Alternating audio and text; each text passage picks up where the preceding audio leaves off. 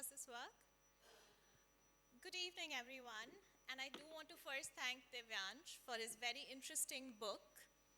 And thank you, all of you, for staying till now and also taking a little bit of time from your tea and coffee break. Like ma'am introduced, I am Shania Roella.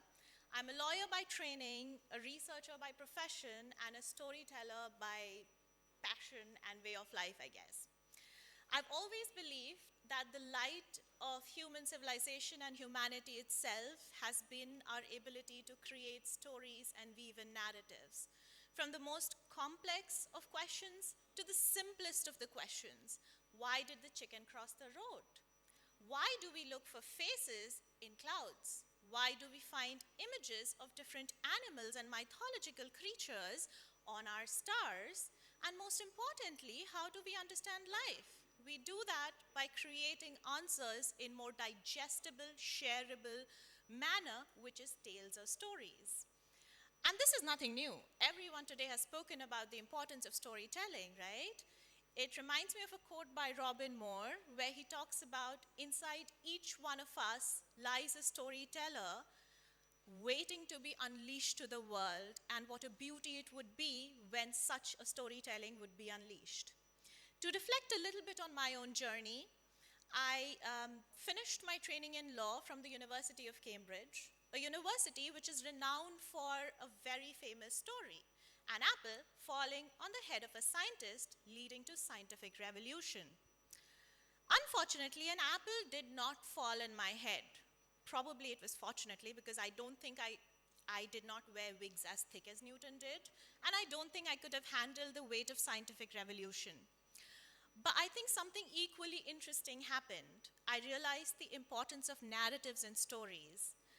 When we teach our kids not to jump off the roofs, we don't tell them, don't jump off the roof, don't jump off the building, because G is equal to F into R, M1 into M2 divided by R2, which is the formula for gravity. Honestly, none of us remember that from our 7th grade, right? We tell them because gravity will pull them down, and we reminisce about how an apple fell into the head of a bored scientist, leading to revolutionizing sciences. After my master's in law, specifically in commercial laws at Cambridge, like every other hopeful graduate, I decided to change the world, as we often do. Sadly, that did not happen too. But what I did do is undertake a PhD in banking and financial regulations, this time in the Netherlands. For those who are uninitiated, banking regulations is the study of very thick documents, as thick, as voluminous, which could possibly fill this room.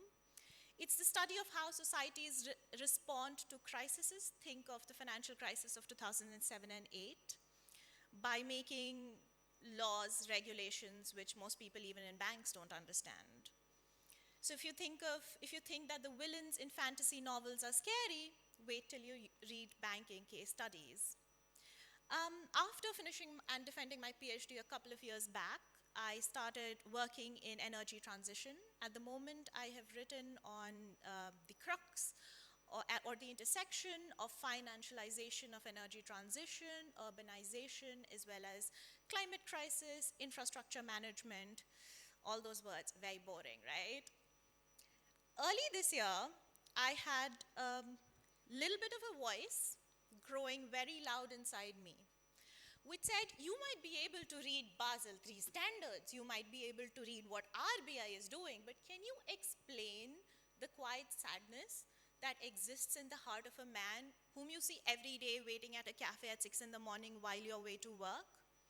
Can you explain the little spark that happens when two seeming strangers meet and whose lives are forever intertwined? Can you explain the rhythm and poetry between spreadsheets and deadlines? And so I began living a double life. By day, I was a structured researcher, as structured as you can be while working in a university. And by night, most importantly, after my 3rd cup of very shitty chai tea latte, because that's all I get, I started writing fiction. And I very quickly realized that I'm working on the same things.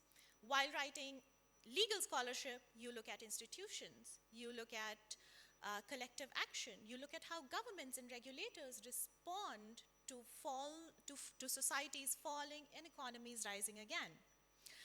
And in fiction, you tell stories too. You tell stories of how we adapt to living in a world which we did not expect to treat us the way it does. The format changes, the costume changes, but the heartbeat remains the same. Um, all of this led me to join University of Amsterdam's Creative Writing Center, and I'm also now a member of Amsterdam Writers Club. At the moment, I'm working on two pieces of fiction. One, which combines my training and work as a lawyer. So I look at mapping DNA investigations through the guiding star of two characters whose lives have been intertwined forever.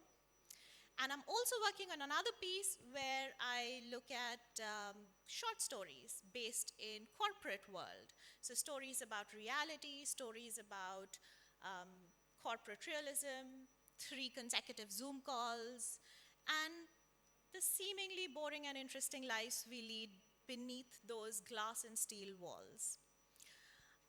So they are the works of fiction that I'm working on. I plan on doing a writing retreat in India and visiting different cities, collecting stories from both big and small houses, which starts next year. That has been my journey. And yeah, thank you so much for listening to me. I'm happy to talk to all of you later or perhaps tomorrow and discuss your ideas, exchange stories, and get to know all of you better. So thank you so much.